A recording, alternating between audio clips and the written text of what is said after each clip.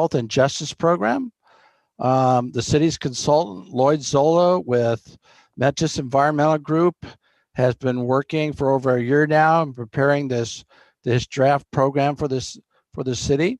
And Lloyd's got a presentation tonight on the entire draft program.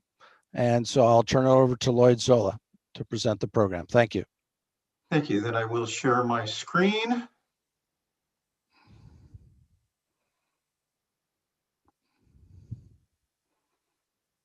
And there we are. Before I actually go into the presentation, I do want to remind everybody that you need to click on the interpretation button. And actually, let me stop sharing for a second. In the bottom right-hand corner of your slide there, of your screen, there should be a button that says interpretation. And even if you are going to be participating in English tonight, please click onto that interpretation button and show it as English. If you're going to be participating in Spanish, click that same button and identify Spanish, and then you will be able to hear and participate either in English or Spanish, depending on the language.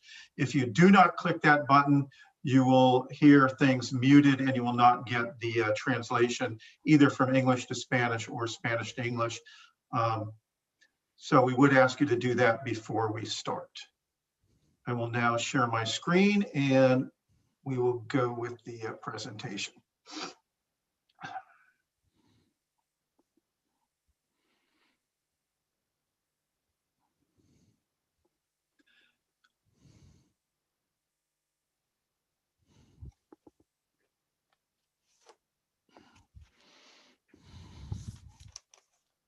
At least I thought I would be doing that. Okay, it says slideshow. Okay, can everybody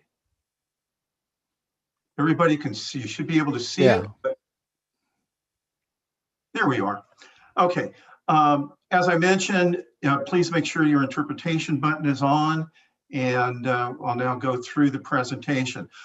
If you wish to speak, please, there will be a button labeled raise your hand. You'll see that, I think, at the top of the screen. If you move your cursor up to the top of the screen, just hit the button, raise your hand, and then at the end, when we take comments, you'll be called on in order. You can also provide questions or comments in writing using the Q&A feature, question and answer, that will also be found if you move your cursor towards the top of the screen. The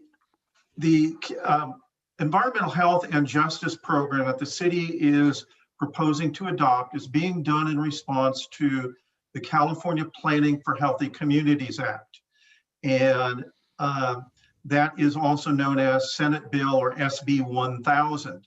The intent of that bill is several things. One, to reduce pollution exposure, to improve air quality, to promote public facilities, improve public access, advance access to housing, and increase physical activity in identified disadvantaged communities, which leads to the question, what is a disadvantaged community?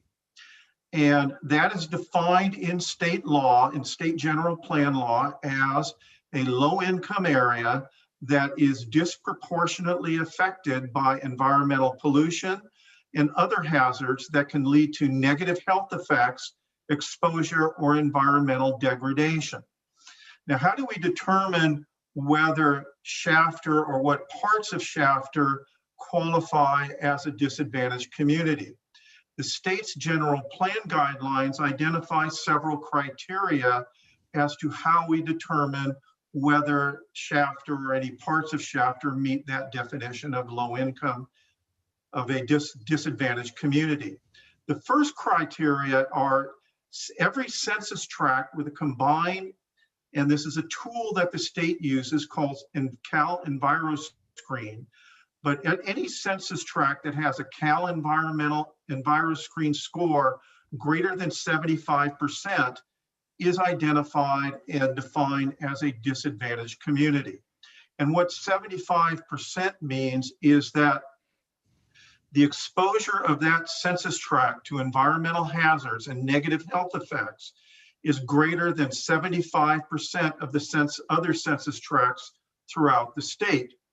Now, when we look at the Cal EnviroScreen scores for the Shafter area, we find that all of the census tracts within the Shafter area, both within the city and in the surrounding unincorporated area, have environmental scores of about 83 to 90%, which means that exposure to environmental hazards in Shafter, depending on where exactly you live, is anywhere from 83 is greater than anywhere from 83 to 89% of the other census tracts throughout the state. In particular, the issues that Shafter area residents face are pollution exposure to ozone, PM 2.5, which is a very fine particulate matter that can get into people's lungs and cause damage, and also pesticide exposure. There are also 3 population characteristics that help define Shafter as a disadvantaged community. One is a high rate of cardiovascular disease, second is poverty, and third is linguistic isolation, which means a large amount of the population speaks languages other than English.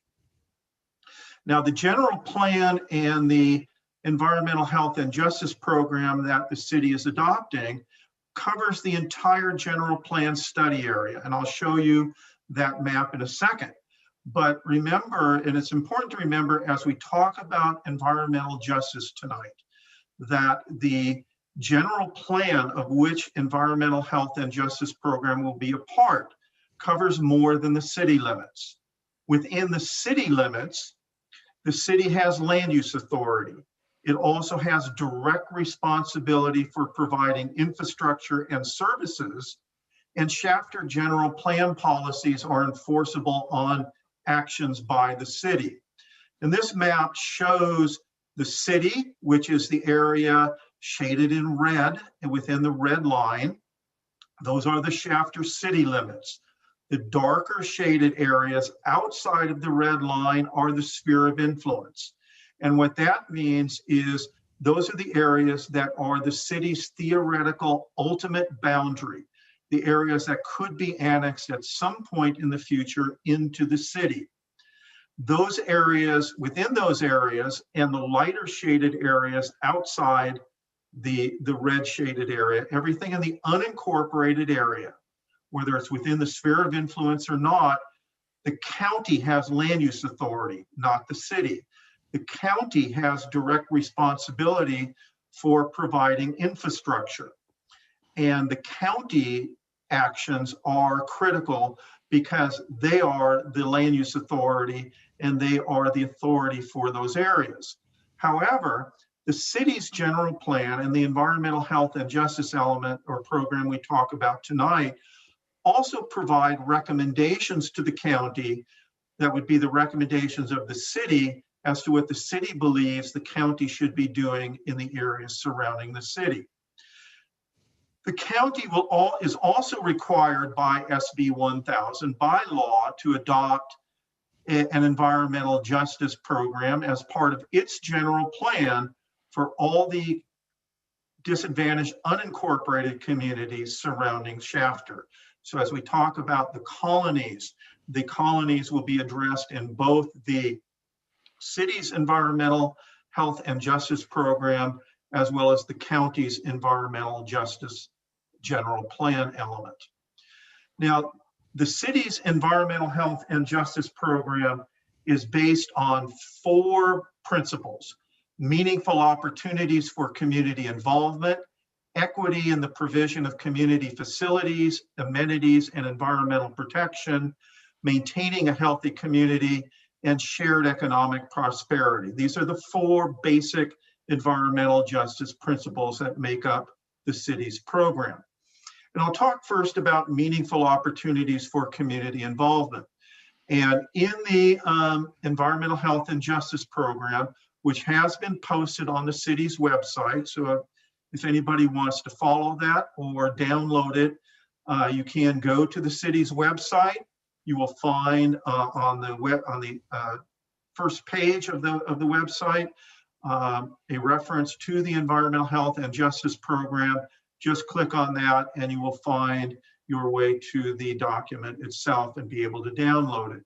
But we're looking at three things in terms of this principle. One, opportunities for community participation and input, such as we are doing tonight.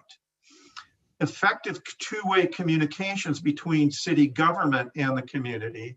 And the third is strengthening the skills and ability of people in the groups to be able to participate in city decision-making. And there are goals, there are objectives, and there are policies for each of these strategies.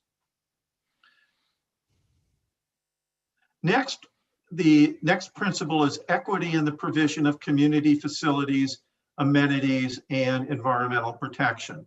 Equity just being a basic sense of fairness in city decision-making regarding facilities, amenities, and environmental protection, looking at who benefits from various decisions and who is burdened by them, and being fair.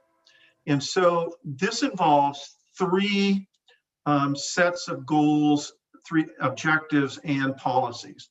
One is to provide all residents with safe, convenient, and affordable public facilities, services, and community amenities. Second is as the city does its decision-making regarding various issues of land use, infrastructure, environmental protection, to incorporate consideration of equity between the various portions of Shafter into the city's decision-making process. And then also looking at and prioritizing what are the areas within Shafter, within the unincorporated areas, that are most in need of infrastructure and other improvements, and prioritizing those areas.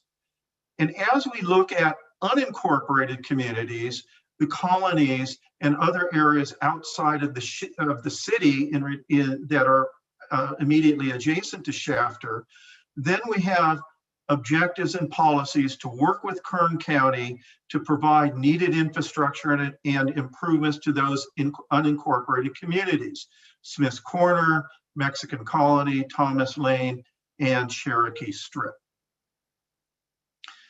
Maintaining a healthy community is the largest part of the document. And as you remember from the beginning, the purpose of environmental justice revolves around community health and health exposure. And so there are four different issues we deal with here: exposure to health risks, healthy lifestyles, access to health care, and a social safety net.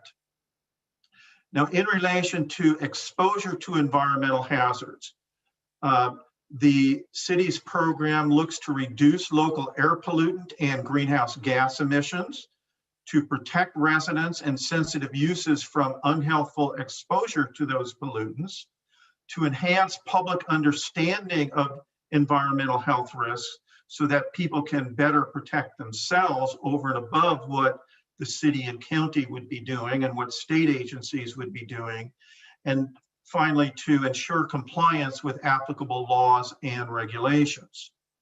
Now, this is where a number of the key issues have occurred that I wanted to talk about tonight.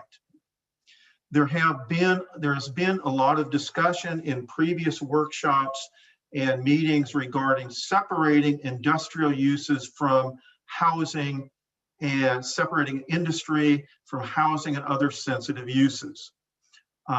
And as we look at the city's general plan map, you will see in the purple areas, and I don't know whether you can see my cursor here, but the purple areas, for example, on the west side of the 99 freeway, along Laredo Highway, south of Minter Field, east of Santa Fe Way, north of 7th Standard, between Los Angeles Avenue and Riverside Street, and then down along Highway 43, north of 7th Standard Road, are the areas that the city has designated for existing and future industrial use. And you can see the green are agricultural areas separating those industrial areas from the yellow and tan colors that are residential. So as it stands right now, the general plan separates industrial from residential uses in nearly all cases,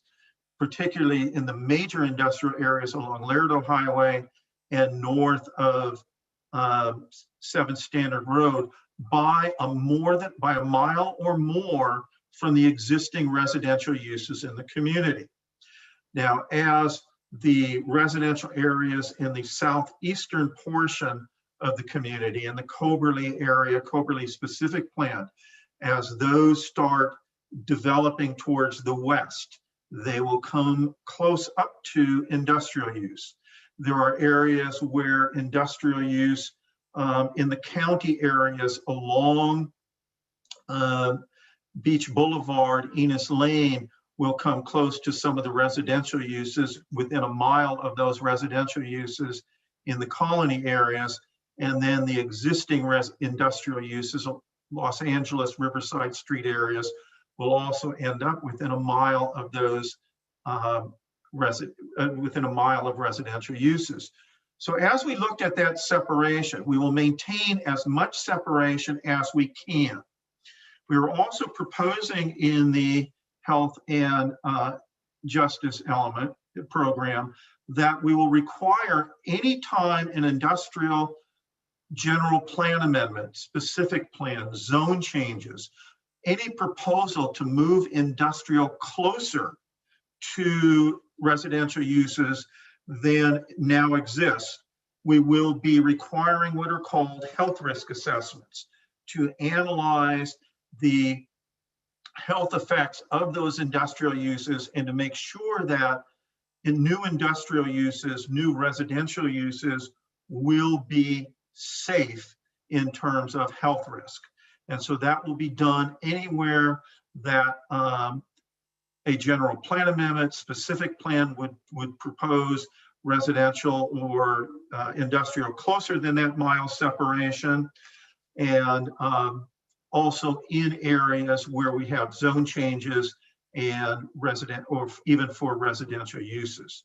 We looked at truck routes, and there are some areas, and those are mapped in the document, where truck routes, the major routes to and from industrial areas, come close to residential areas. And so what we are proposing in relation to truck routes and trucking are several things. One is to work with Caltrans and KernCog to move forward with a new freeway interchange along the 99 freeway between Lerdo Highway and 7th Standard Road that has been proposed now for several years, but to move forward with that freeway interchange as a way of moving industrial truck traffic away from residential areas in the center portion of the city. Looking at also a city policy to restrict State Route 43 to local truck deliveries. Now, the majority of State Route 43 south of the city is in the county, so that city policy would effectively be a recommendation to the county. And then to look at also improving traffic flow along Lerdo Highway to minimize the amount of idling of any vehicles along Lerdo Highway through the center portion of the city or truck traffic.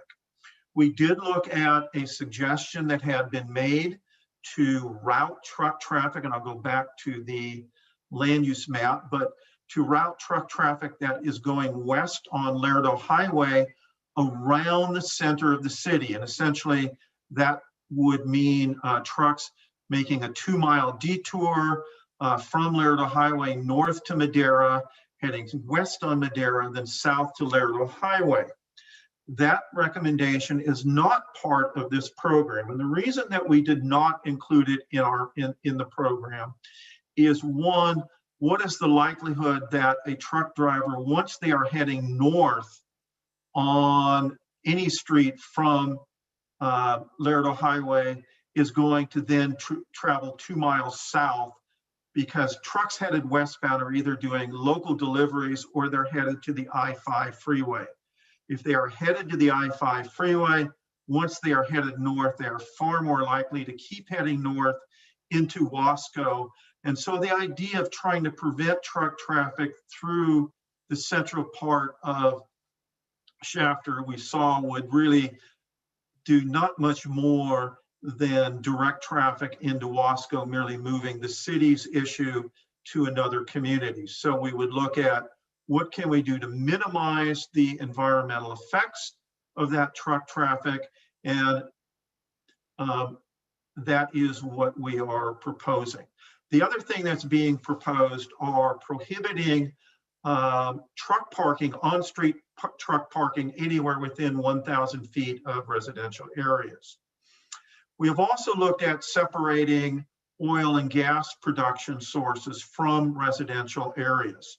And what we are looking at doing is a couple things. We have looked at the science and the scientific studies, and some members of the public and environmental justice groups have been very helpful identifying sources for some of the more recent science and studies of the effects of oil and gas production in relation to residential areas. Different cities have adopted various requirements.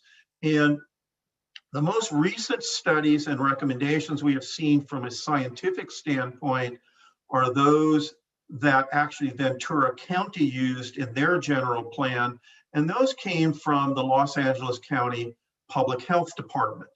And the Los Angeles County Health Department is proposing or has recommended that any oil production, new oil production within 600 feet of residential be mitigated, and maybe up to 1,000 feet. So what we are recommending is that to establish local science regarding health risk effects. And so we would require we are proposing to require health risk assessments and environmental reviews for all new oil and gas production within 1,000 feet of residential areas and other sensitive uses. And to make sure that these studies are done as part of the California Environmental Quality Act and those requirements, we are also proposing in this program that conditional use permits would be required for all new oil and gas facilities within being permitted by the city of Shafter. Those new permits would be given 20-year timelines and would have to be renewed after 20 years. And in this way, the city can analyze the health risks associated with not only new permits, but all existing oil and gas facilities, and establish local science given local meteorological conditions regarding the health effects of oil and gas production in the Shafter area. Now, we are also aware that, I think it was even earlier today, or it may have been last week, that a bill was introduced into the state Senate that would establish a statewide setback for new oil and gas production facilities and residential and other sensitive uses. We do not know and cannot know whether that will actually be approved or in what form it would be approved. So if the state would adopt ultimately a statewide regulation that is more strict than what we are now proposing, that would become the rule within Shafter. If the state adopts something less stringent, then the program laid out in the Health and Justice program would be the rules for Shafter. We also looked at exposure to pesticide use. And again, I will show the map. You'll see in the green areas, that is agriculture. And we looked at the potential for separating agriculture from residential uses. Now, the policies that exist in the general plan that talk about the boundaries between residential and agriculture are actually based on protecting agriculture and protecting agricultural uses from damage by adjacent residents. The issue with creating a separation between residential and agricultural uses are a couple things. One is that the agricultural uses, there is really, what is the potential for new agricultural use to be proposed within the Shafter area, that the city does not now require permits to establish new agricultural uses, and really how much would there be? But if we then attempted to separate residential uses from agriculture, the city would lose the large majority of land that it has identified for future residential use, and the city would not be able to meet its obligations under state housing law, and would not be able to have a adequate housing element. So we are not proposing, as part of environmental health and justice, a physical separation between agriculture and housing. What we are proposing is to work with the state to expand pesticides monitoring and health risk data, and to do that in a way so that residents can actually go onto the Department of Pesticide Control website and not only see what is going on in terms of pesticide monitoring and health risk, but actually understand them. For those, understand what's being shown. For those members of the AB 617 committee who worked with the San Joaquin Valley Air Quality District, and any of you who looked at the Pesticide Regulation Department's website, you know how difficult it is to understand what's being presented. We also want to work with the county health commissioner, agricultural commissioner, to get better noticing of agricultural pesticide and herbicide spraying.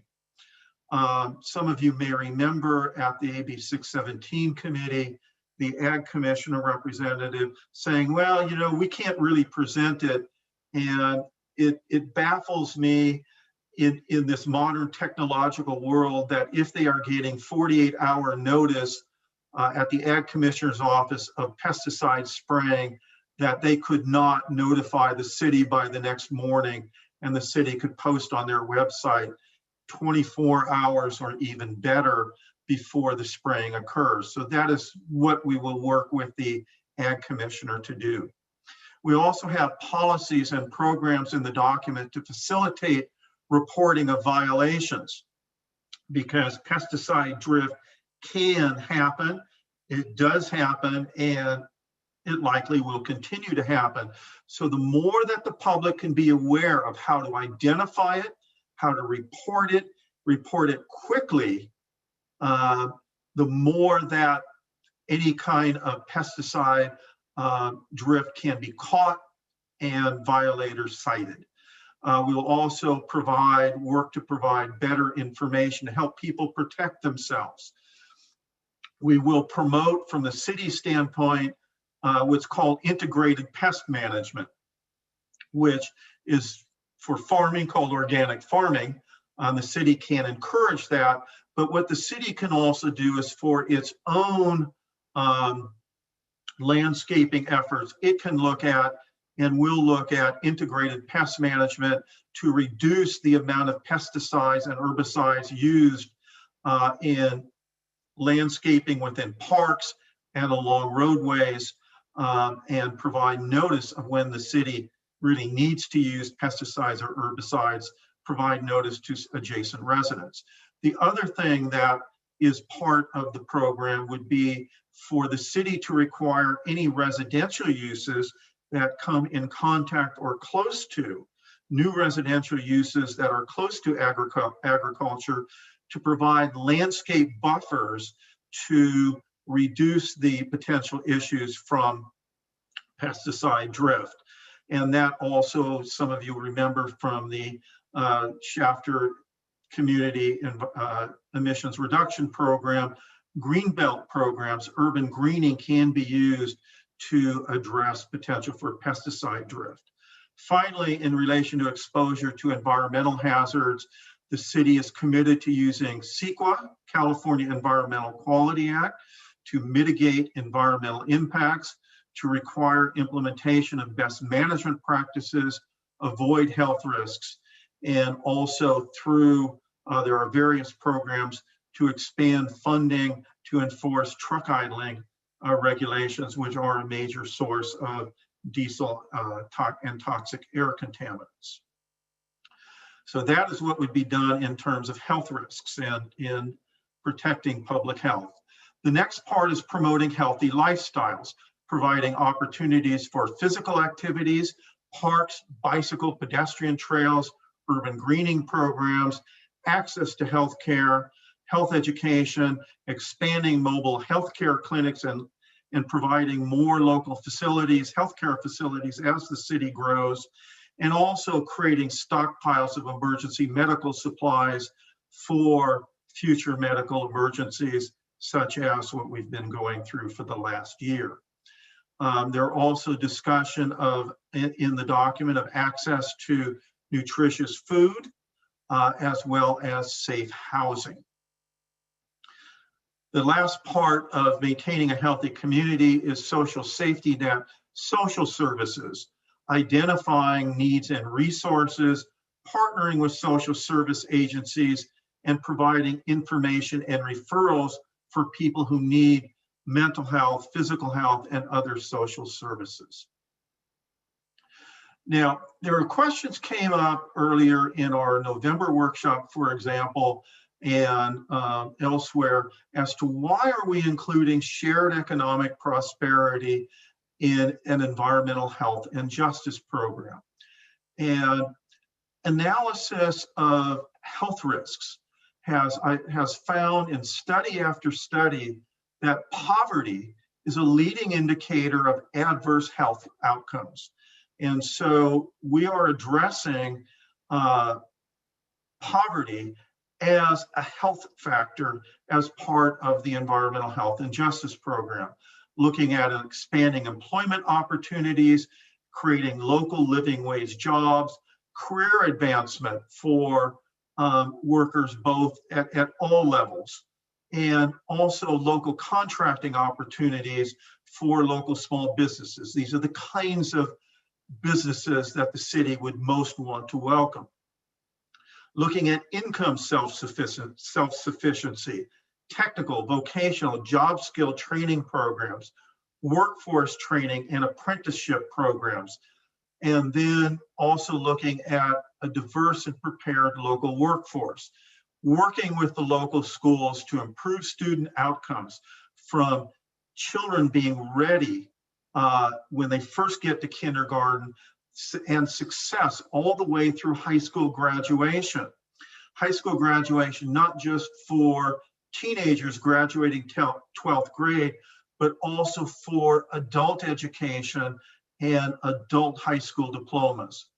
And then also looking at success post-high school, college education for kids who want to go to college, and technical and vocational training for those not going to college. That is a summary of the entire document. And we are just about to get to the public input program, and I will describe in a moment how you can participate tonight and at future meetings, and also in writing. We will be accepting written comments at any time prior to the city council hearing. So following tonight, and I'll also let you know how you can provide written questions tonight. You can provide written comments anytime. On the 25th, any comments we get, I will be reviewing the comments we get tonight, along with any written comments we get tonight and over the next couple of days, along with city staff. If any revisions we believe are needed, we will post a new or an updated health and justice program on February 25th on the city's website. There will also be, then we are looking at holding a Planning Commission public hearing on March 9th. That will be a formal public hearing, at which time The Planning Commission will take public comment, and we would ask them to make a recommendation to the City Council if they believe it is appropriate to do so. The last step in the process would be a City Council public hearing, which right now is tentatively scheduled for April 6th or the 20th. Now, to receive notices for future meetings about the Health and Justice Program, please provide your mailing address or email address to Wayne Clausen. You can see his email address. Any written comments after tonight or written questions, comments can also be emailed to Wayne or dropped off at the city. Or you can simply call the city and ask that you be notified of future meetings. If you wish to ask questions tonight verbally or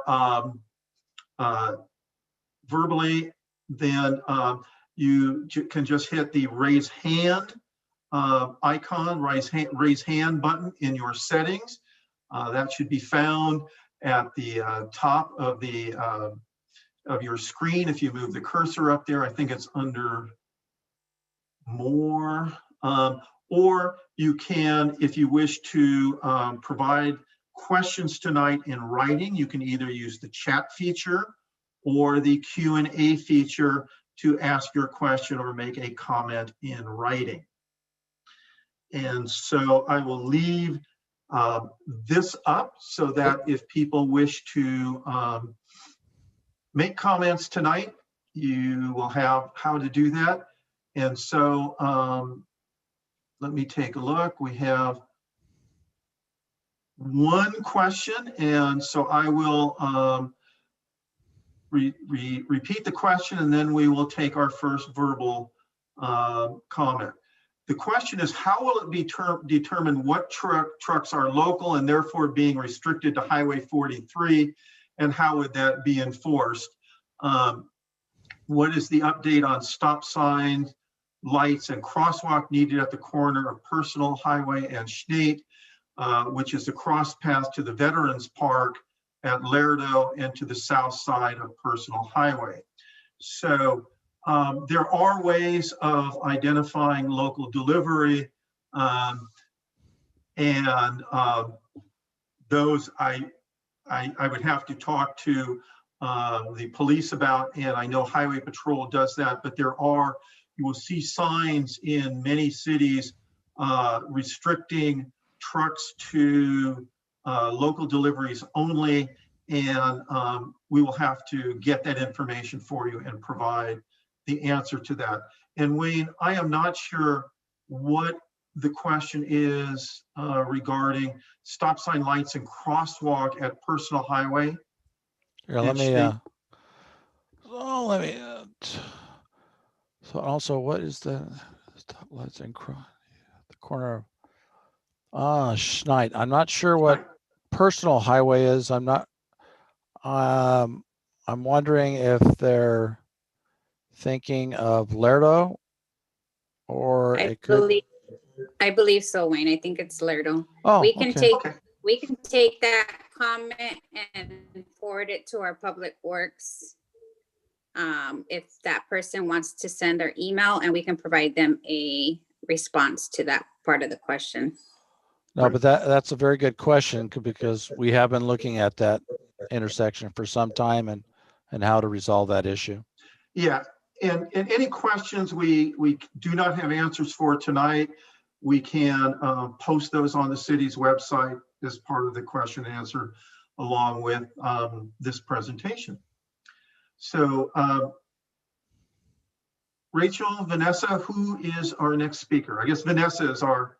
Yes, it looks like we have Chelsea too up first.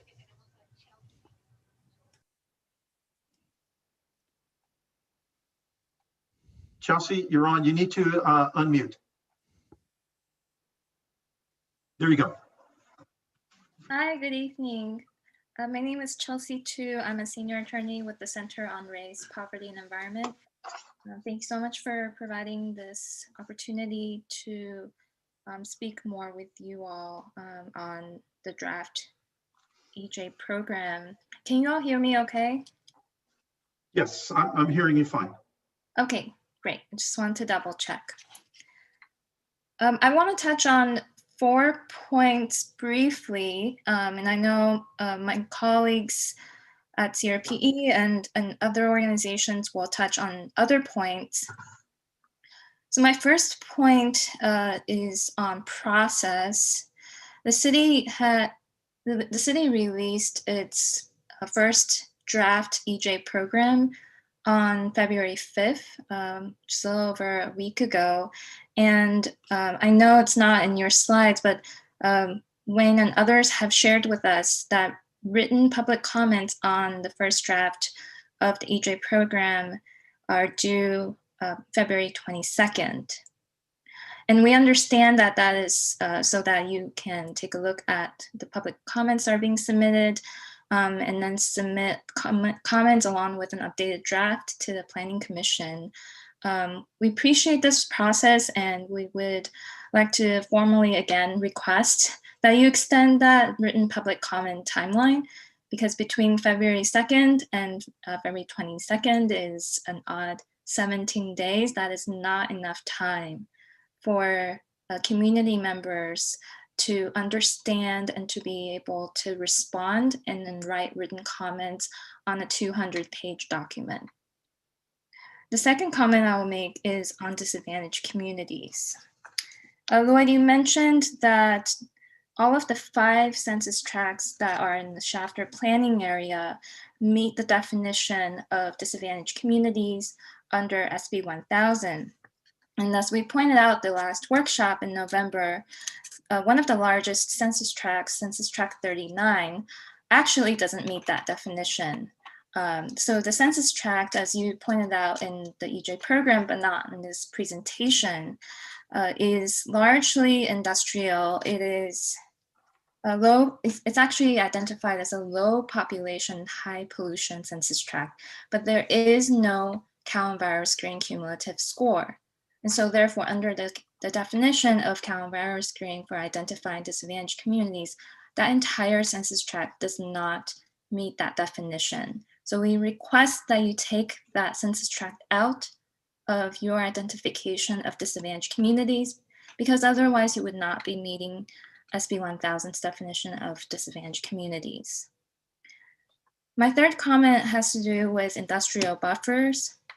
You mentioned, Lloyd, in your presentation earlier that the city's proposed of policy maintaining appropriate industrial buffers between industrial facilities and sensitive uses. And we appreciate that, although I just want to point out that that policy that is now in the first draft of the EJ program is actually weaker than what's already currently in the 2005 general plan. So I won't go into too much details on the language, and we'll submit written comments on all of the different points that we're making. We just want to make sure that we point that out. So between 2005 and now 2021, a lot of years have gone by, and I know you are trying to do your best to improve the health and environment for the Shafter community, and we ask that you do not backtrack on policies that we've already established and move forward and create a minimum of a 1 mile buffer distance between industrial facilities and sensitive land uses like homes, hospitals, and schools. So finally, I want to touch on environmental impact report. And this is kind of more of a question. In looking at the draft EJ program, we have not seen any indication or any publication of an environmental impact report. And we noticed that there are several policies in the draft EJ program that actually may end up in practice creating potentially significant environmental impacts. So when you're updating when you're creating an EJ program in this case, or any time amending your general plan with policies that could result in significant environmental impacts, as you know, you need to create an environmental impact report. So my question is the city going to do that? And we encourage the city to conduct an environmental impact report, especially for the policies that might have negative environmental impacts. Thank you so much. Thank you. And let me just respond to a couple things. One is, let me go back to the timing. Written comments can be provided at any time, so there is no deadline on written comments. We talked about that following the city council presentation. So based on tonight's, any comments we get tonight, based on any comments that we do get over the next couple of days, we can present a revised health and justice program for consideration by the Planning Commission. So do not worry about trying to turn around written comments really quick unless you want them to be considered for revisions to the document before the Planning Commission hearing. We will be accepting written comments all the way through the Planning Commission hearing and then again after the council hearing.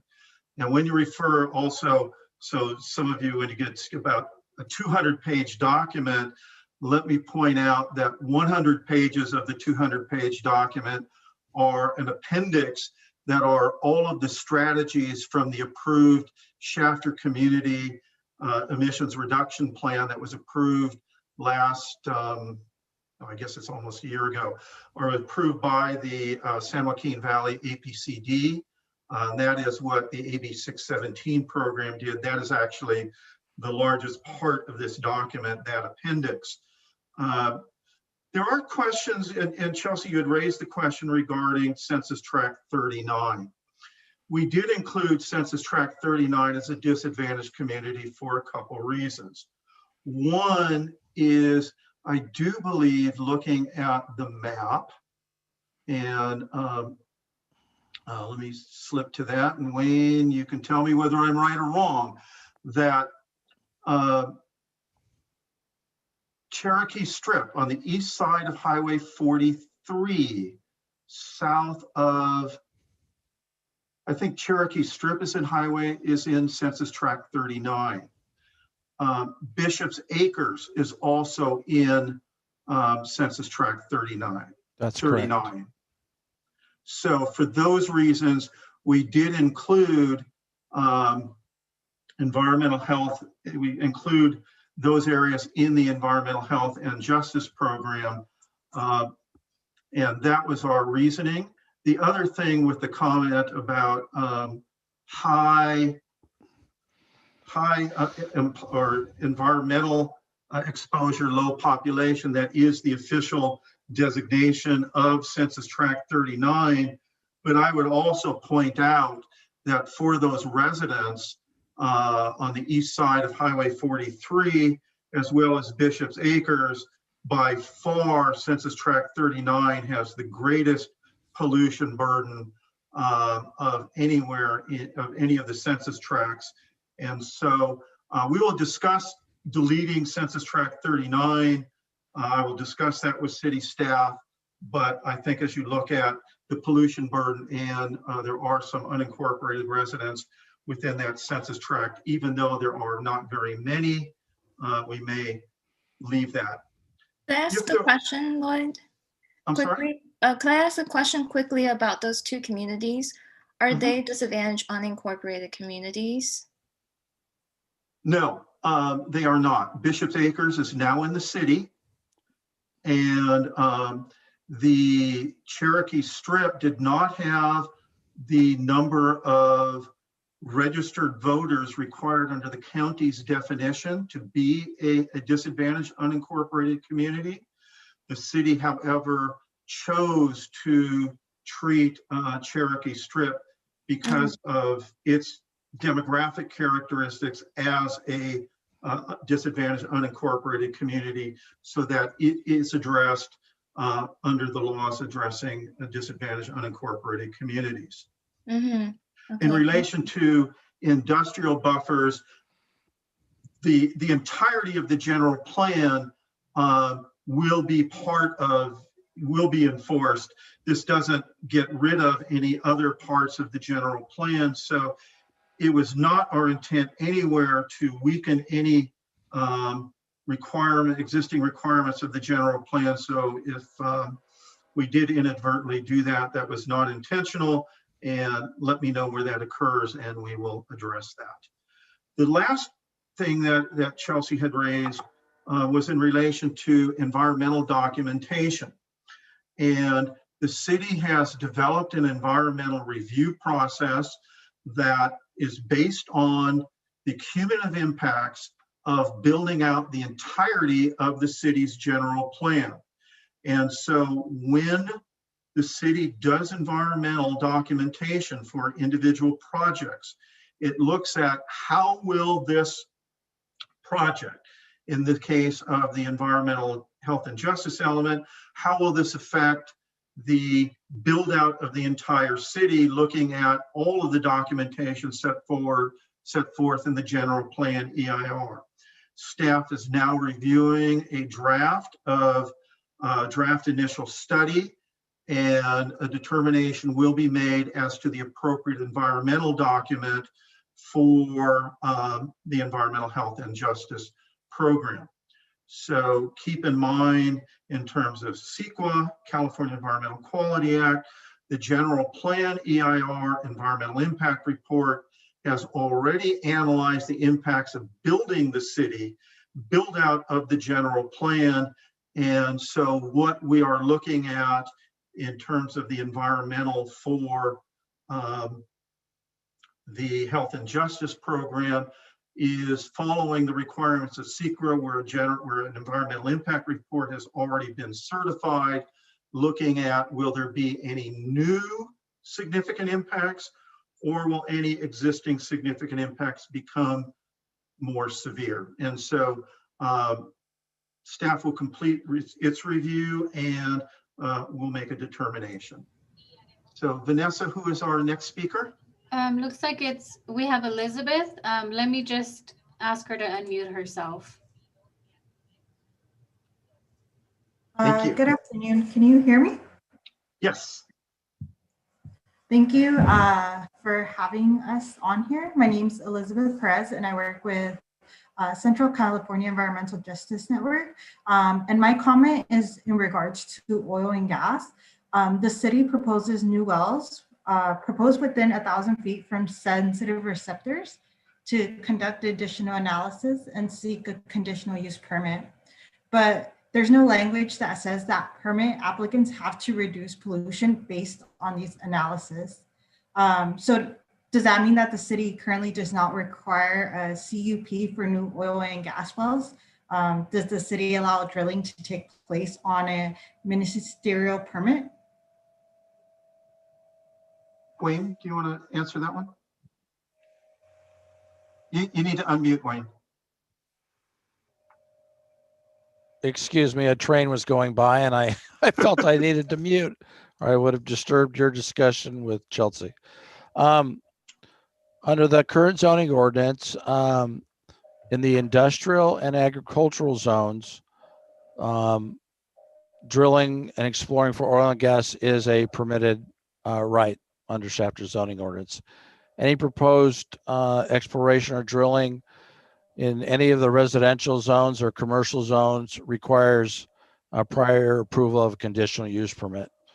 And since conditional use permit is discretionary action, those actions have to be analyzed under the California Environmental Quality Act.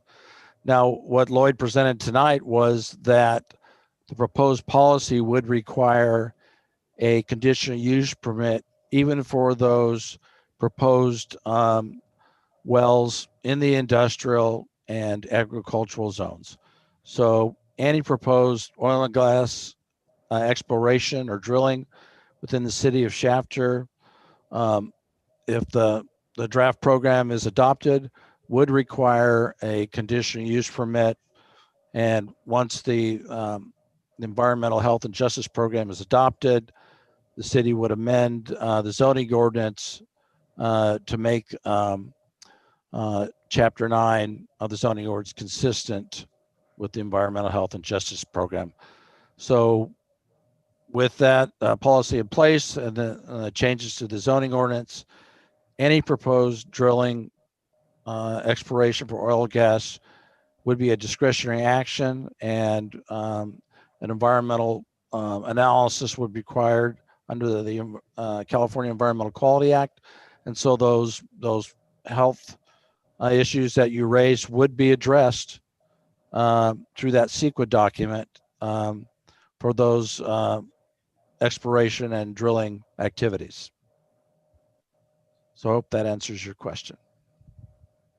Okay, and Yes. before we get Thank to you. our next speaker, we have a question from Adam Stars. Would it make sense to the city and the community to add to do a moratorium on new drilling while the drilling policy change is being considered? We will, as part of this, based on your comment, I'll have that discussion with staff regarding a potential for a moratorium, but a moratorium would not be, putting a moratorium into the document would not make sense because it wouldn't be effective until sometime after the document was actually adopted. So, but we will have that discussion with staff regarding moratorium.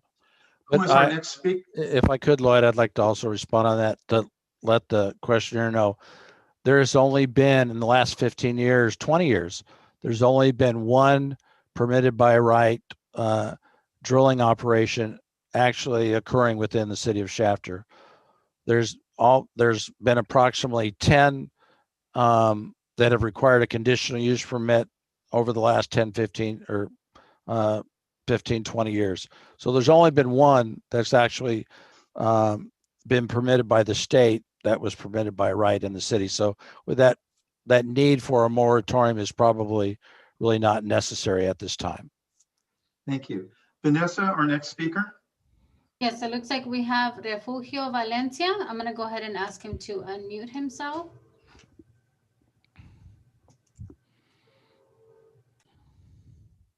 Ok, muchas gracias. Buenas noches a todos. Y puede traducir mi comentario porque lo voy a hacer en español. Mi comentario sobre la... Ok.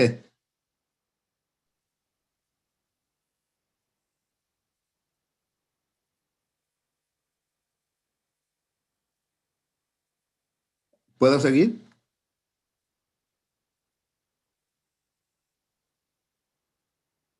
Ok, mi comentario es sobre la póliza que habla sobre la desviación del tráfico de troques. Esta idea es para fortalecer el plan de la justicia ambiental, ya que hay estudios que enseñan que el desecho del diésel es altamente dañino.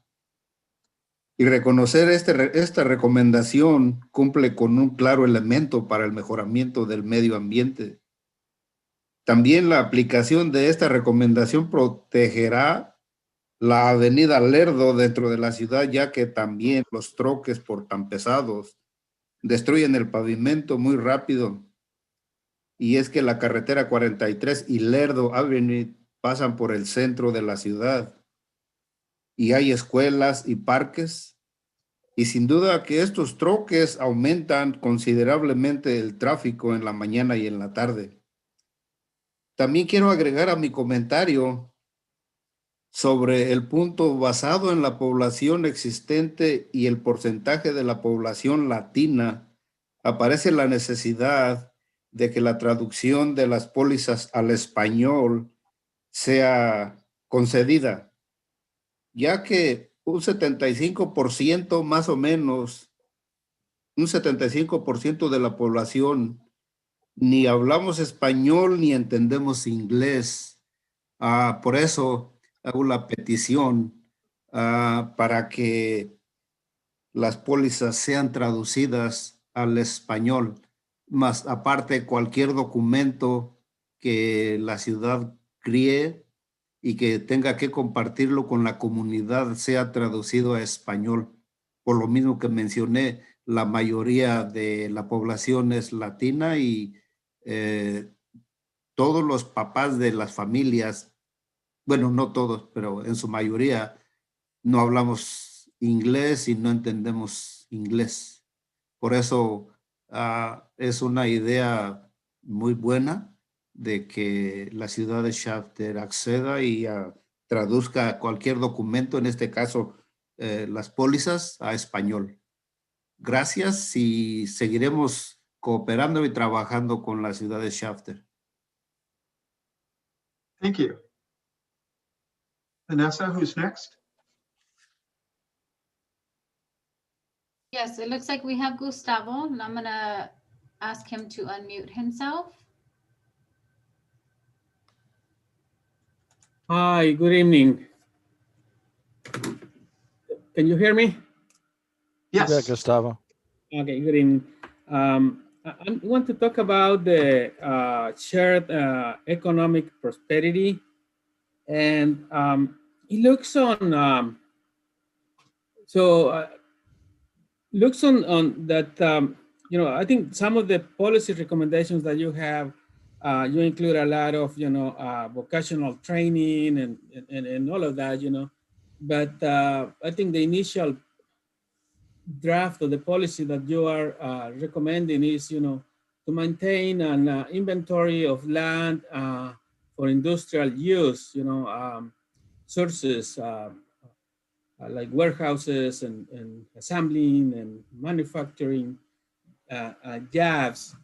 And I think that it was mentioned during the presentation, I think by this you are trying to work and focus on the poverty, of the community by creating jobs. That's how I understand it.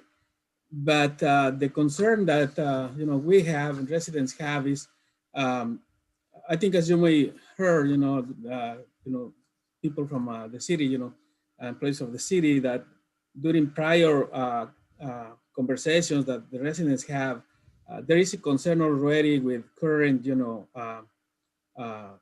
distributing centers and all of that. And looks like the city's main focus in creating jobs is, by, industrial areas and warehouses and all of that. And we think that that's not aligned with, the environmental justice, the SB 1000, because that will contradict, the warehouses and all of that normally try more pollution, more traffic. So we are requesting, maybe to delete that, the industrial ideas, industrial areas ideas, and for the city to look more on other opportunities, to create jobs like in the healthcare, industry area, which right now is a huge need, like education or renewable energy. So those other potential jobs, because if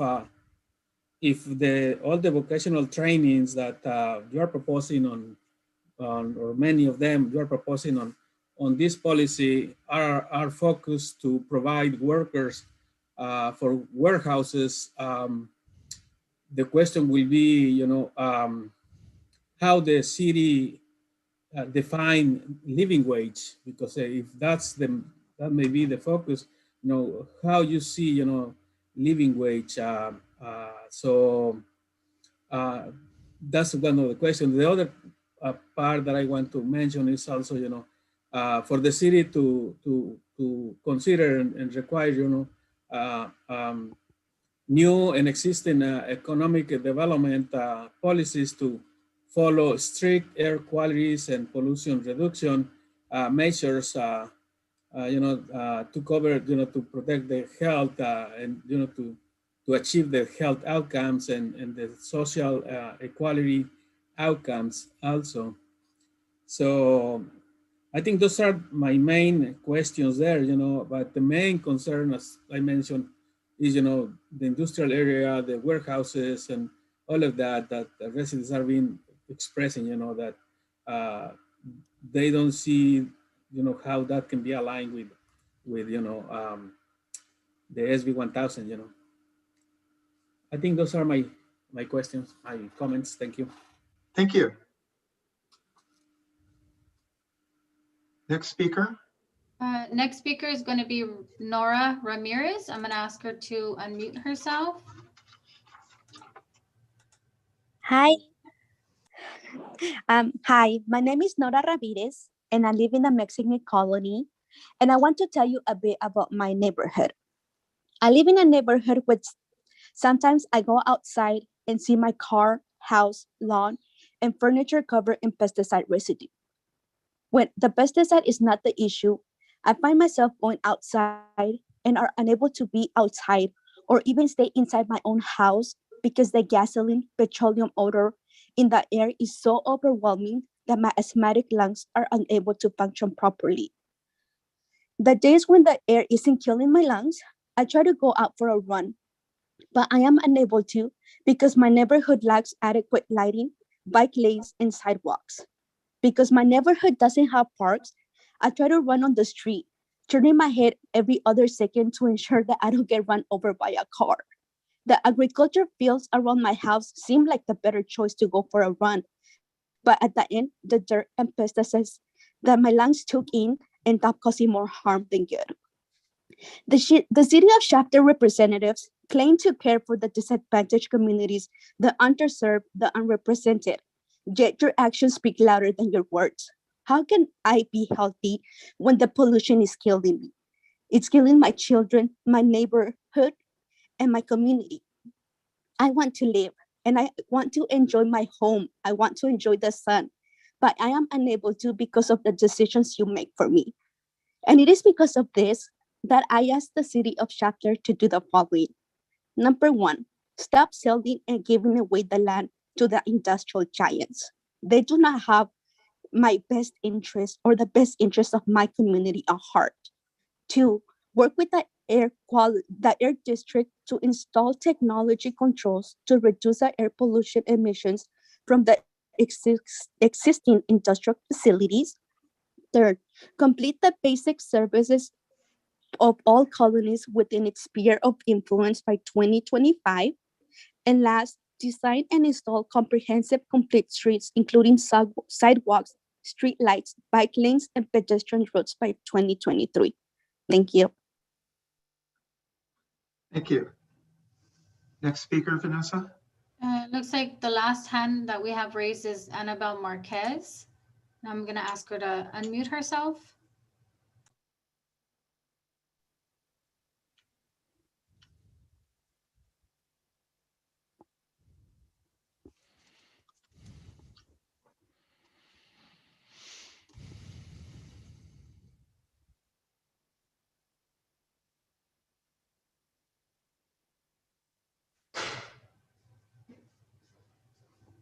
Looks like she's still muted.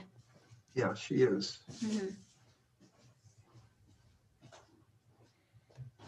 Donette, could you, I think Annabelle, is she participating in Spanish? ¿Aló? There we go. Great. Hi, Annabelle. Hola. Mi comentario es,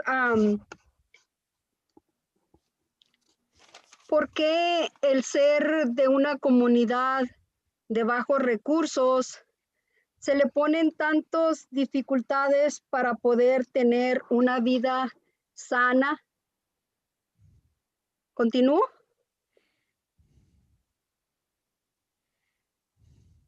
Sí, estamos rodeados de pozos petroleros. Las escuelas están pegadas a los pozos de petróleo. ¿Cómo o qué harían las industrias para no contaminar el agua de las escuelas y las norias de la tierra? No tenemos agua saludable. Los niños de la escuela, el agua que toman no es potable. Los petróleos no nomás dañan la tierra, también dañan el aire. Lo respiramos. ¿De qué manera? Por muy alta que pongan una barrera, el aire va y viene. Simplemente, hace 2 días, salí después de las 8 de la noche, las 9 de la noche, y olía feo afuera, feo. Yo no sé si el drenaje está destapado o no está cubierto o hay una compañía que tenga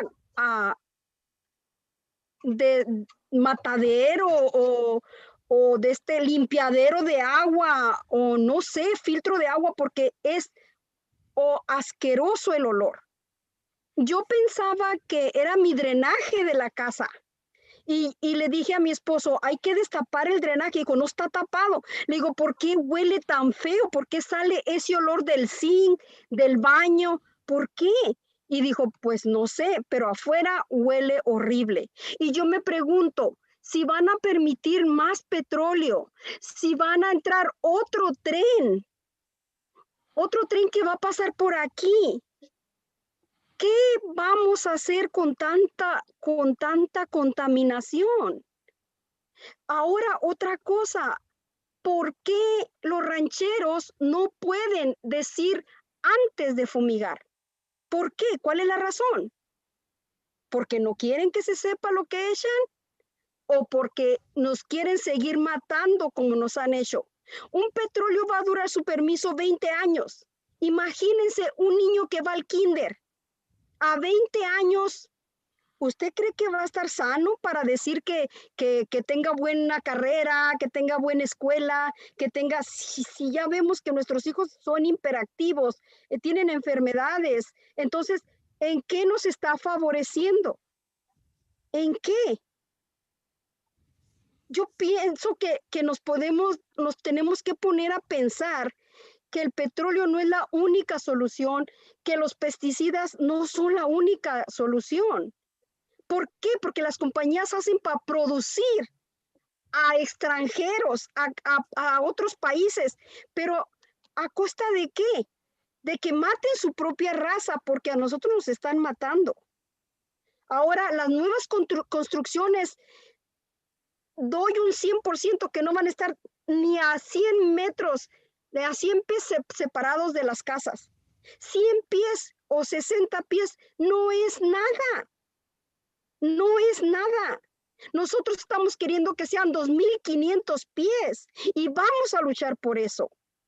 Porque se tiene que cuidar a la comunidad. ¿Por qué nuestra raza? El 75 o el 80% somos latinos. Somos latinos nosotros. Aquí es raro en 100 niños mexicanos ver un americano aquí. Entonces yo me pregunto, ¿por ser pobres? ¿O porque venimos a buscar un futuro creyendo que vamos a estar en mejor condición y no? Discúlpeme, pero es todo lo que tenía que decir. Gracias por escuchar su gente, gracias por escuchar la comunidad. Thank you. Vanessa, Wait. go ahead. Yes, it looks like we have a couple more hands raised. Elizabeth, I'll allow her to unmute herself. Thank you. Just echoing what Annabelle and Nora said and hearing their stories, the city should require a 2,500 foot buffer zone between oil and gas homes. You've already acknowledged that setbacks are important, and there's other places that are already doing it.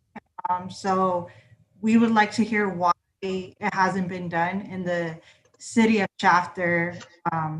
There's science and policies that acknowledge that this is important. So why is the city of Shafter not doing it already? And that's my first question. Moving on to pesticides, we are pleased to see that the city is committed to publishing notices for pesticide application, but we do encourage the city to work with the Department of Pesticide Regulation, County Agricultural Commissioner to achieve this policy.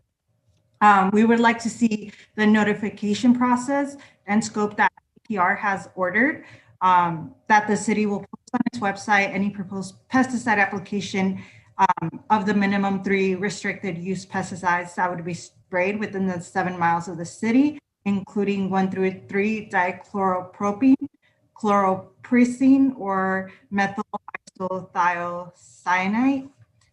We should provide this notification at least 72 hours in advance of the proposed pesticide application. And this will allow the residents to, at least have knowingly they want to go outside. Just from hearing Nora's stories, that's not a way to live, where you go outside and you see pesticide all over your property. The city must still require a 1 mile buffer distance between new ag and sensitive receptors. This is what the AB 617 steering committee recommended 2 years ago. And we want to know why you're not proposing any kind of buffers today.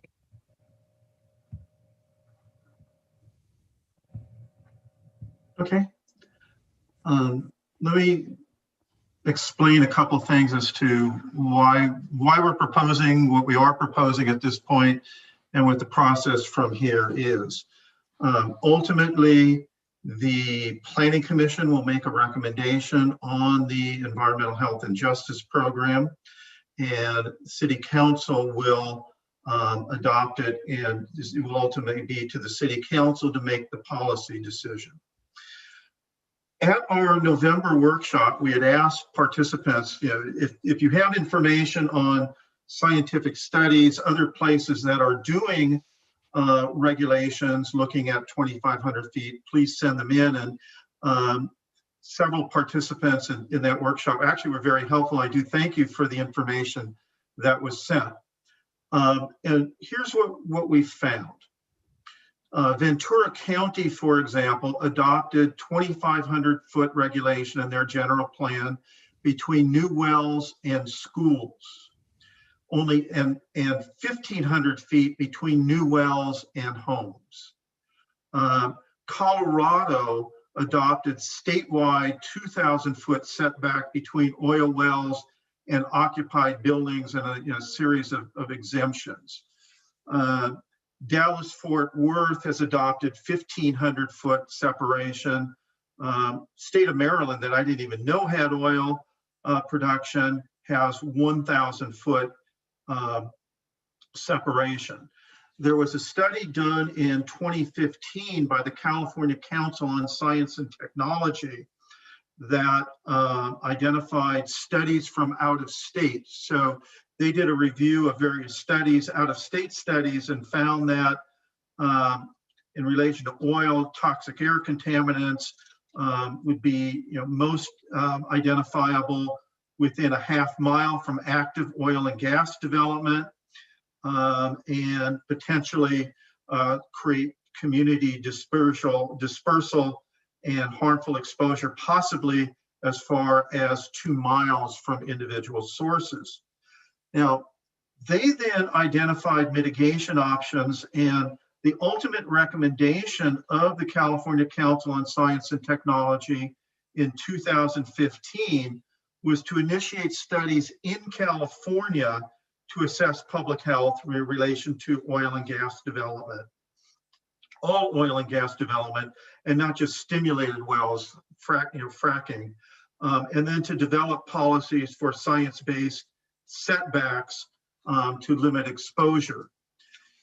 I did look at the recent Ventura County General Plan and its recommendations, and its recommendations actually were based on studies prepared by the Los Angeles County Department of Public Health in 2018 that I had identified in my initial presentation. What the Department of Public Health found in Los Angeles, based on Los Angeles studies and Southern California studies, is they recommended a range of setbacks, saying first that a 600 foot setback, not 60, not 100, but 600 feet would reduce air quality impacts from oil and gas production, but still require monitoring of wells. They had recommended a 1,000 foot setback to reduce air quality and noise impacts, and that a 1,500 foot setback would address not only that, but also odor impacts. Now, the other thing that LA County concluded is that setback distance, and I'm quoting, setback distance is not an absolute measure of health protection, and additional mitigation measures must also be considered. So what we are proposing, because whatever number of feet downwind is different than upwind, climate conditions are different in different areas, and that is the reason we looked at doing the health risk studies at 1,000 feet, not the 600 feet recommended by Los Angeles County. I fully understand that some of you and your groups disagree, and ultimately, we will make our recommendation to the Planning Commission and City Council. You will make yours, and ultimately the commission will make a recommendation to council, and the council will adopt something. But those are the reasons that we had recommended at a staff level the health studies at 1,000 feet, as we are doing now. In relation to agriculture, the problem there is when we say new agriculture, we need to be realistic. How much new agriculture is there ever going to be in the Shafter area? There is already agricultural use surrounding the community. And so simply trying to regulate agriculture, new agricultural uses, I think in some ways misses the point and misses the issue. What the danger is establishing a 1 mile radius and 1 mile separation. And I'll take out the word new agriculture, but if that got turned into a 1 mile separation between agriculture and new residential use, the city would be in violation of state housing law, because there would simply be no place in Shafter that the city could meet its obligations under state law.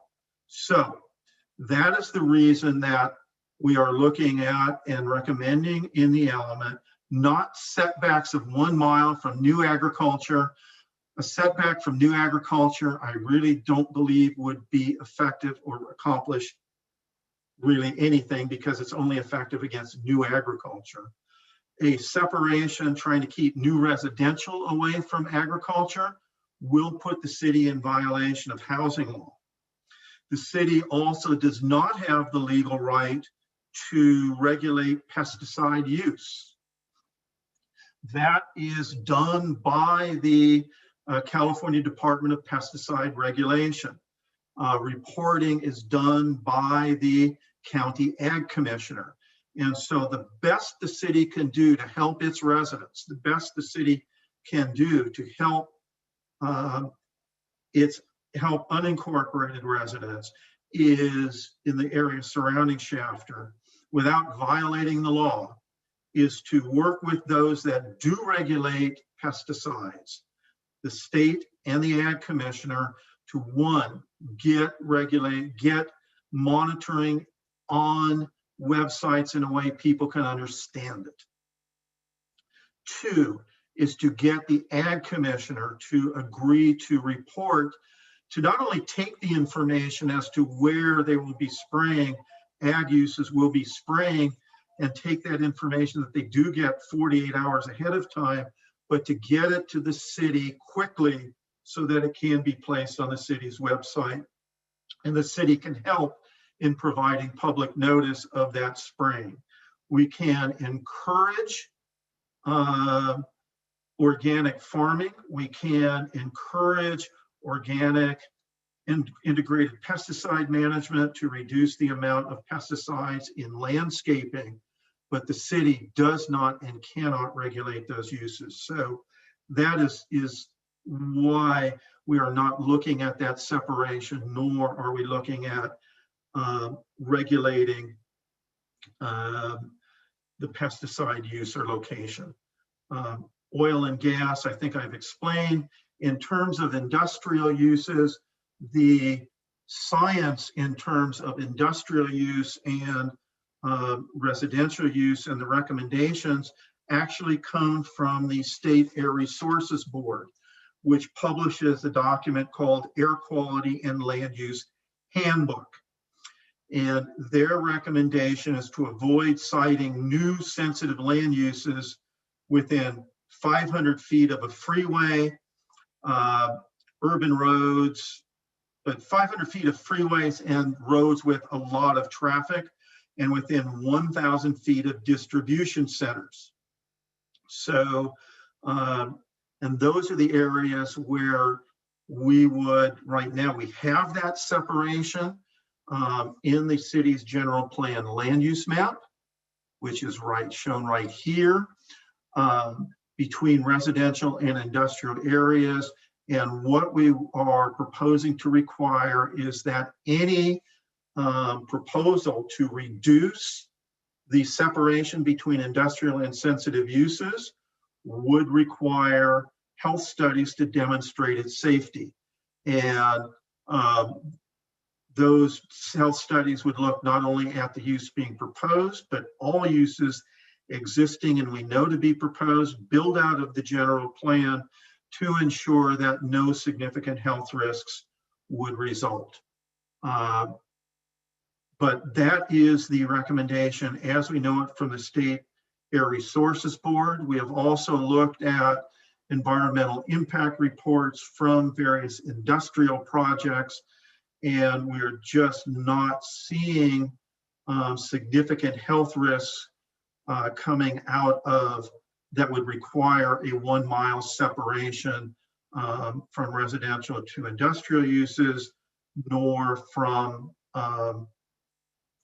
roadways that are truck routes. That is a policy decision that the council could make, although I would think that one of the first questions the city attorney will ask would be, what is the demonstration that that separation is necessary? So again, I will ask those of you who are requesting larger separations, if you have more information that demonstrates the health risk and recommends these setbacks that you're requesting based on health studies, please get them to Wayne so that they can be considered as part of this process. Because right now, the studies we are looking at, we believe, at least at staff level, and we'll have this discussion again, at staff level, are supporting the recommendations that we now have in the document. I understand there are issues with existing oil wells. However, separating, and this is the other issue, separating new oil wells from residential will not address existing oil wells.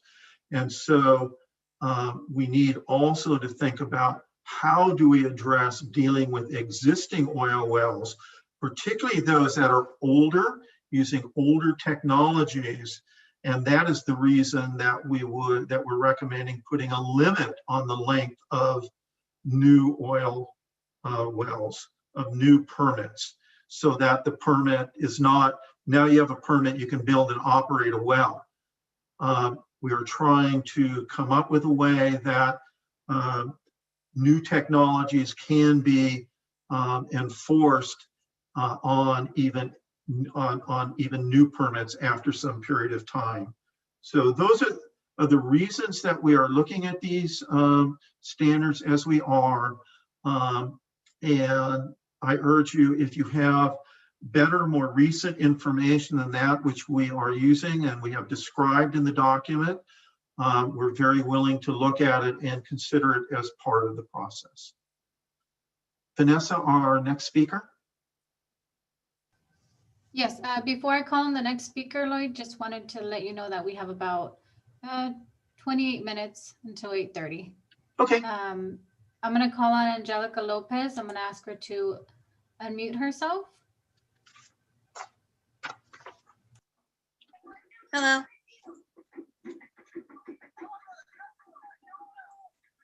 Hello? You're here. We hear you just fine. Okay. I just wasn't sure if you guys heard me. Yes. So my name is Angelica Lopez. I'm a resident of Shafter, as well as a member of the steering committee for the AB 617. And it had to do with the mention about the truck route earlier.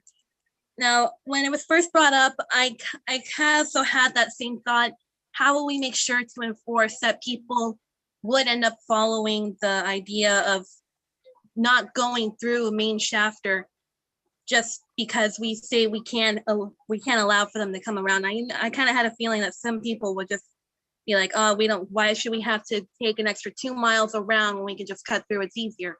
But there are other ways that they can do that where it doesn't involve them having to go through downtown Shafter or going down Lerdo Highway, where right there that we already have enough traffic problems as it is, with the schools being just down the block from each other. There's like 2 stops right in front of the elementary school that's there.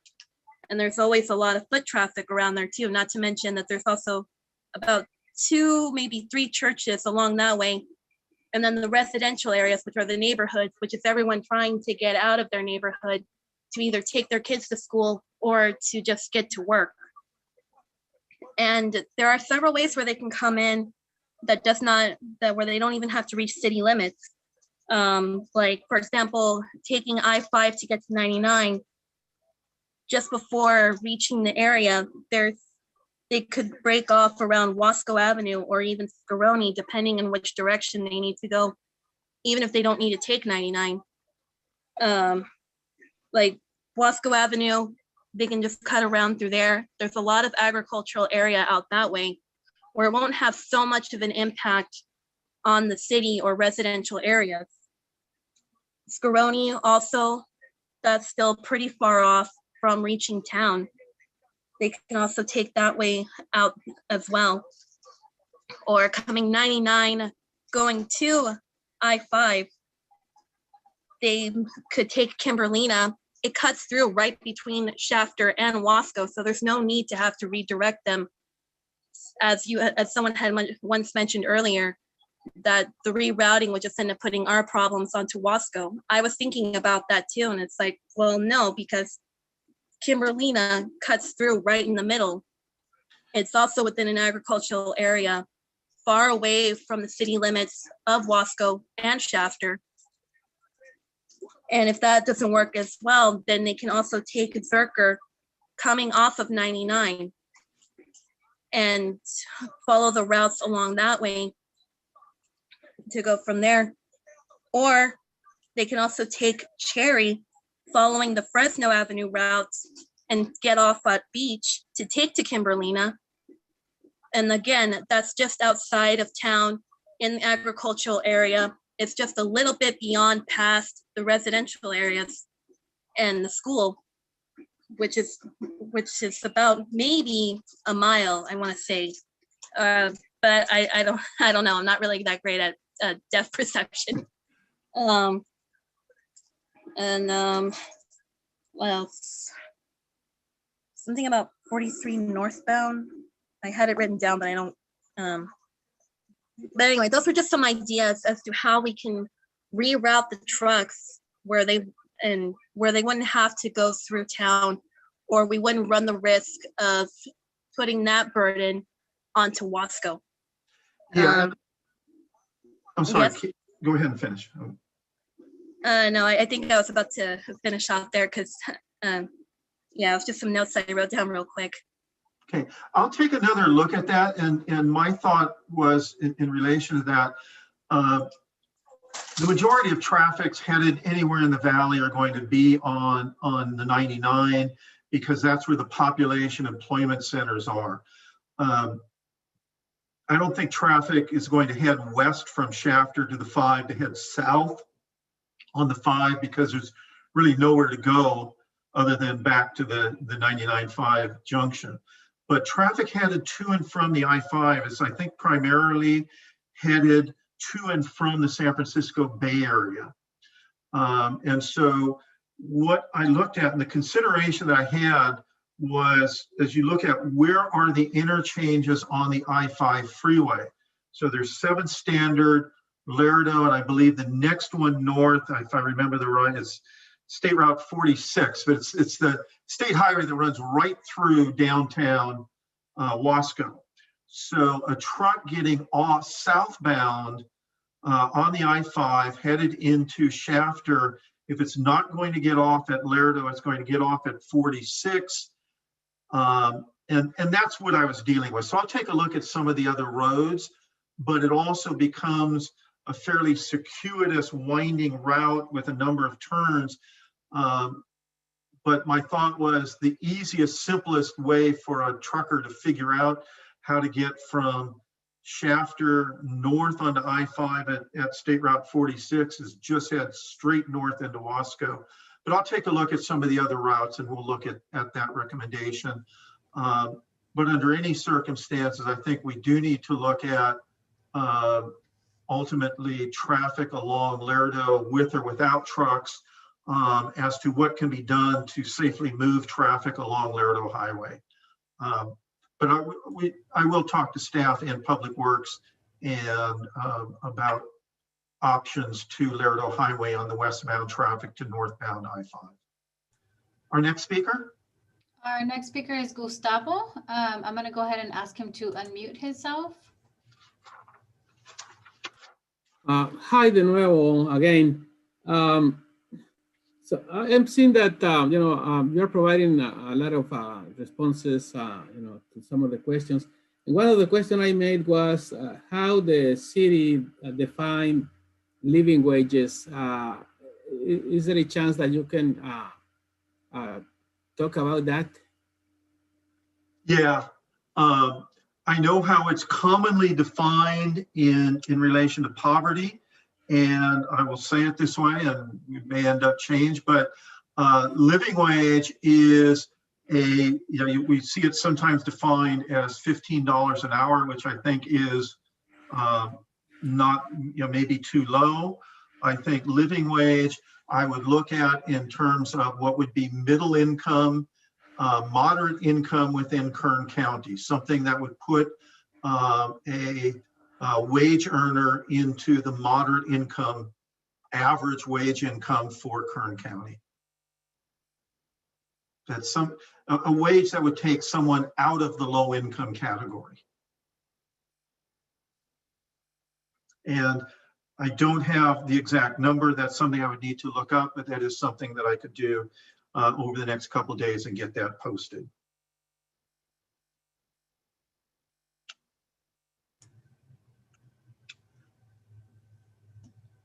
Essentially what it means in terms of kind of jobs, it is not an entry-level job.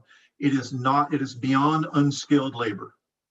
So I will come up with numbers when I define to get a better definition of living wage. We will look at putting that into the document. Thank you. Vanessa, next speaker. I see Annabelle Marquez. I'm going to go ahead and ask her to unmute herself. Gracias. Entonces, mi pregunta es, las industrias o las compañías que se van a venir a la ciudad de Shafter, ¿van a superar ese pago de $15 la hora? Esa es mi pregunta. Okay. Thank you. The idea is, one, the city cannot regulate wages, and the city has no legal right to regulate wages. What we are proposing to the city is to look at attracting businesses that can provide jobs that allow people to start at entry level, start as unskilled labor, and advance in their work career to be able to move from very low income to low income to moderate income and provide opportunities for people. So this is all about providing opportunities because the city does not have any legal authority to regulate wages. But we can look at trying to attract businesses that will provide not only higher paying jobs, but jobs that can hire local people who are now working at lower paying jobs.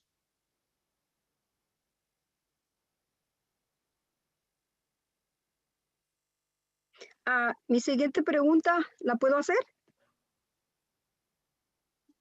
Sure. Bueno, yo pienso que estaría muy bien que se fijaran bien las compañías que se van a venir hacia acá por dos razones. Porque los que únicos se van a beneficiar son las estas compañías que reclutan personas, ¿cómo se les llama?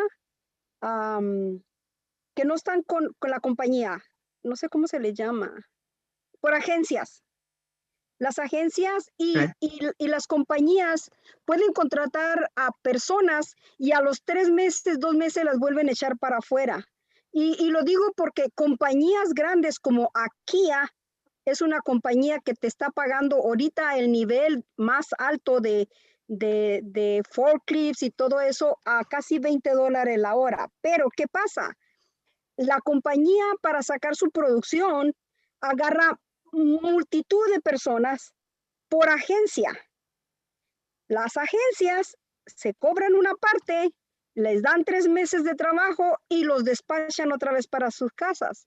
Entonces, si las que se van a beneficiar son las compañías y las agencias, pienso que es un pensamiento de la ciudad muy bueno, que sí va a haber aspiraciones para nuestros jóvenes, pero también es el otro lado de la moneda. ¿Por qué? Porque puede que las personas, si van a ser las compañías que no van a pagar bien y que van a empezar con eso, la mayoría va a quedarse mejor en el field trabajando, porque ya el field va a pasar de $15 la hora para el año que viene, si Dios quiere. Entonces van a decir, pues no, mejor para que me agarren y me suelten, pues en el field es seguro. Pienso yo, ¿verdad? Como persona trabajadora. Thank you. Yeah, there's always going to be ups and downs. There's always going to be seasonal ups and downs, especially in logistics and warehouse distribution uses. As we know, there's a lot of jobs in and around, in a lot of different industries in and around Christmas time. But we can look at, I think, and maybe the way to talk about it is to jobs that benefit local workers, because ultimately we want, I think everybody wants, both the industries, the employment agencies, and local residents, jobs that benefit the local residents and people who want to work and want a job. So we can look at emphasizing opportunities for local residents and local employees, local workers, recognizing also that the city does not have a legal right to limit businesses to hiring only local residents. I've seen that tried, and I've seen cities fail at that legally many times. So we'll look at creating opportunities for local residents as part of this document. Our next speaker, Vanessa. Looks like we have Neil Dominguez next. I'm going to ask him to unmute himself.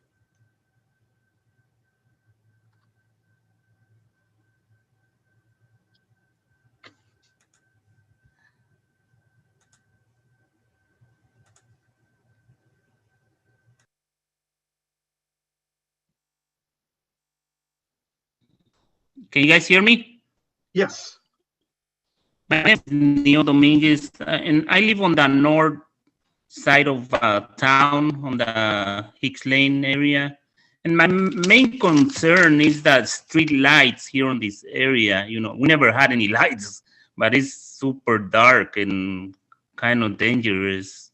And also there's, the sidewalks. You guys did a survey like 2 years ago, but then we never heard anything, after that. I know there's streets that are not wide enough for the sidewalks, but there's some that are.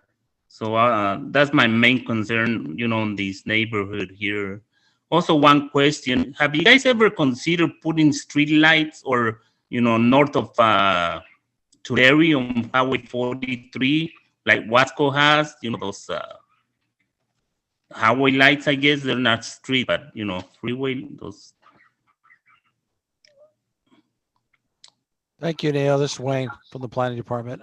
Yeah. Yeah, I'll ask Public Works to see if we can get a status on that survey that you were talking about that they were performing in North Shafter. I don't offhand know the status of that right now. And then Yeah, I question think of, they did it 2 years ago. yeah, I Two will or find three. that out and get that information for you. And your question about Yeah, but the, we never heard yeah, we can get that for when you. the street light. You know, it's kind of we we need them because it's dark, and you know you can't even go outside and take a walk because it's so dark. And now I know some people had been run over here on 43 to Venable Lane. It's super dark. So if you ever around that area, way now, we invite you to just take a drive at night and just to. I've been out you there. I could know see. exactly what you're talking about. You bet. Hey, if you could, if you captured my email address, Yeah, I got it. you can, and so I can provide you the information directly. Okay, as soon as I Okay. get it.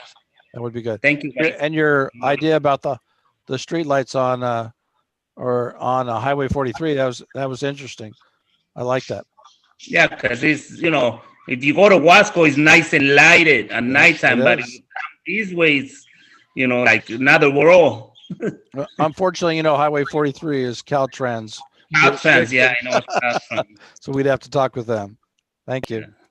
Yeah, and Okay. we can look at, and I can, talk with staff because in our discussion about infrastructure, it's focusing now primarily on water sewer.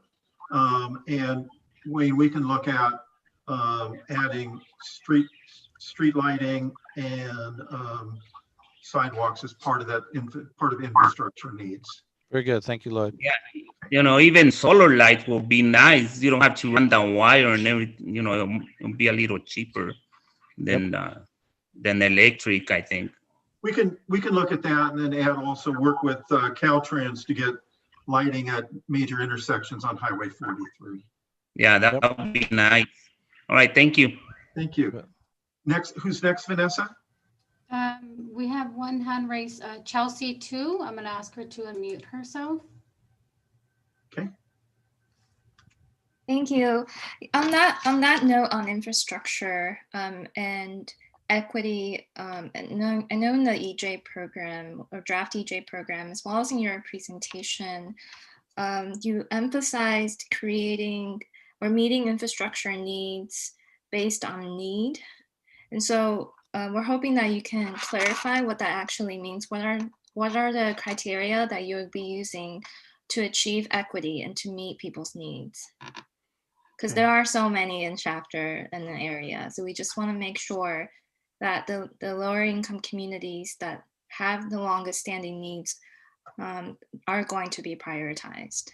Yeah, and I think, well, obviously, need would be based on, where are the deficiencies, where are they the greatest, where are the areas that have health and safety infrastructure that's missing.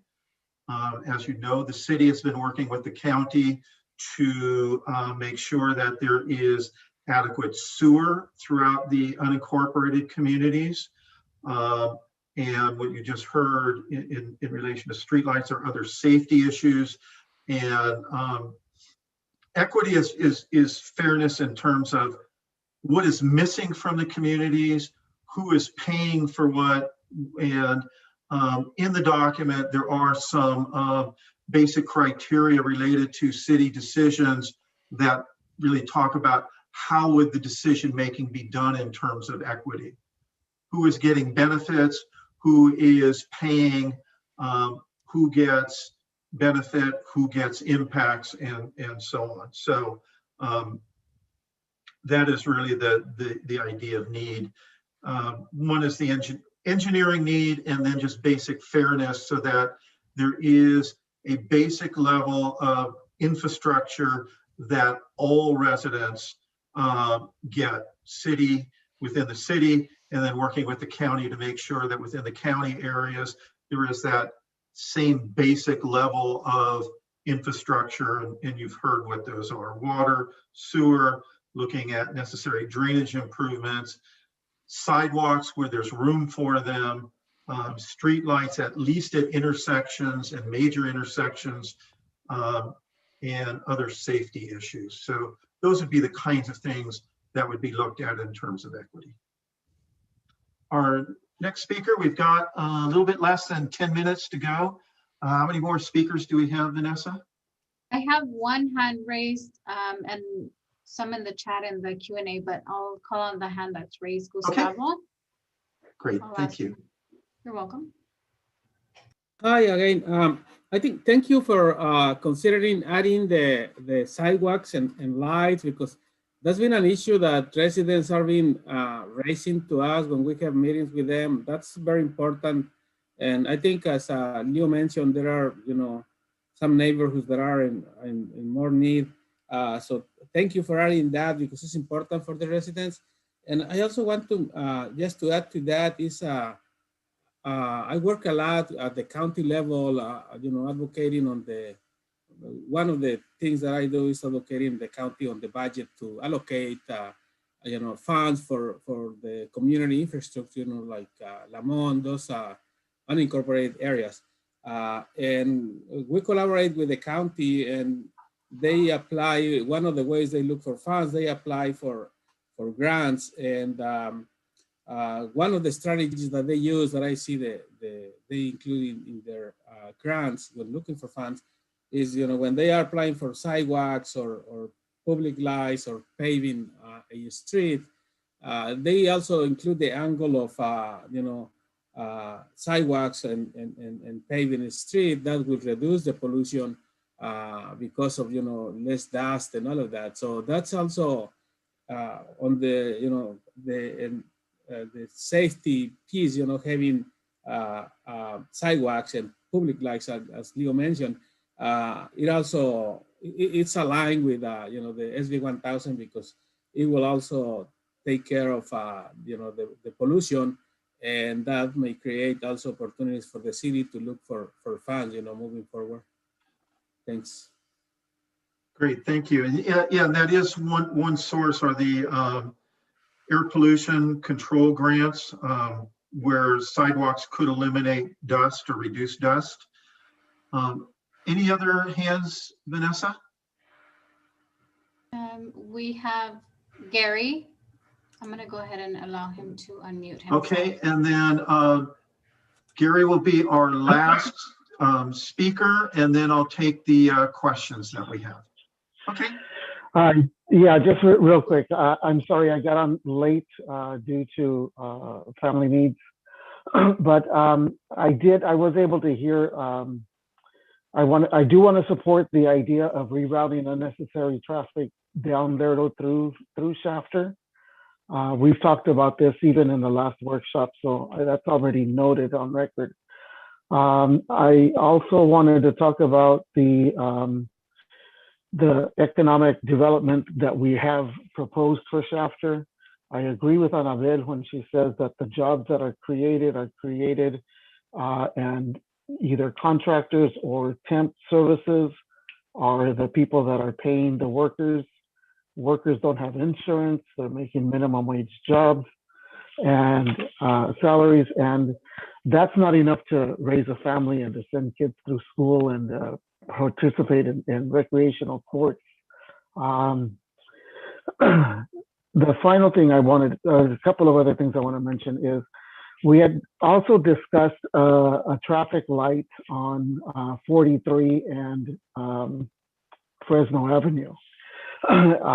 It kind of gives a suggestion when you're coming into Shafter from Wasco that the city doesn't start until you hit that first light in front of Alpha Market, right, on Shafter Avenue. When you're coming in from to Shafter through Little Highway, we do have a stoplight already right there at the beginning of the residents and industry and businesses on, I think that's Beach. So I'm almost suggesting that the right side of 43 coming in from Wasco is invisible because there's not a concerted effort to slow down traffic there. Michael was able to get the beacon up to at least notify traffic that they're driving a little bit too fast. And I know that I do start slowing down a little more there when I'm coming in myself. But I wanted to see if you guys could follow up on that concept. And the final thing is in the planning, the future planning of the city, I would really like to see a nice bike trail that would start here in town and go out towards the Target area, go out towards the Gossamer Grove area, come back down along the river walks there and come back into Shafter. It's kind of a bike trail that is like the trails that we have along the Kern River in Bakersfield. So those four things are really what I wanted to touch on today. I'll stop there. Thank you, Gary. Thanks for your comments. Let me go to the questions that we have, and then we'll wrap up. One of the questions is, would tax incentives be, could they be provided to industries who hire local, be under consideration? I think there are some legal questions that we would need to deal with regarding providing tax incentives to businesses hiring local. And certainly, Wayne, we could check on how that would work, or is it something that could even be considered?